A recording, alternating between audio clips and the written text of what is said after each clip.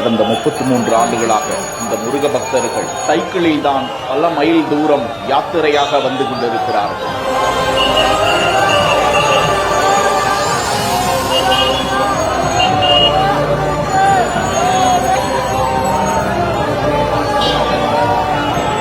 வீடுகளில் 2ஆம் படை வீடான செந்தூர் முருகன் கோவில் தை மாதத்தையொட்டி லட்சக்கணக்கான பக்தர்களால் நிறைந்து கொண்டிருக்கிறது. இந்நிலையில் நெல்லை, தூத்துக்குடி, தென்காசி, கன்னியாகுமரி, மதுரை மற்றும் கேரள மாநிலத்தில் இருந்தும் ஏராளமான பக்தர்கள் பாத யாத்திரையாக வந்து கொண்டிருக்கும் நிலையில் தேனி மாவட்டம் கம்பம் அருகே உள்ள அணைக்கரை பட்டியிலிருந்துதான் 33 ஆண்டுகளாக 140 முருக பக்தர்கள் இப்படி சைக்கிளிலேயே தங்களுக்கு தேவையான பொருட்களை, உணவுப் பொருட்களை எல்லாம் எடுத்துக்கொண்டு செந்தூருக்கு பயணமாகி யாத்திரையாக வந்து கொண்டிருக்கிறார்கள். இந்த ஆண்டும் அவர்கள் தேனியிலிருந்து கடந்த 16ஆம் தேதி கிளம்பி 4 நாட்களாக சைக்கிளில் யாத்திரையாக வந்து செந்தூரை வந்தடைந்திருக்கிறார்கள். கடலில் புனித நீராடிவிட்டு அவர்கள் முருக தரிசனத்தை முடித்துவிட்டு சைக்கிளை லாரியில் ஏற்றிவிட்டு பேருந்தில் தங்களது சொந்த ஊருக்கு பயணமாகிறார்கள்.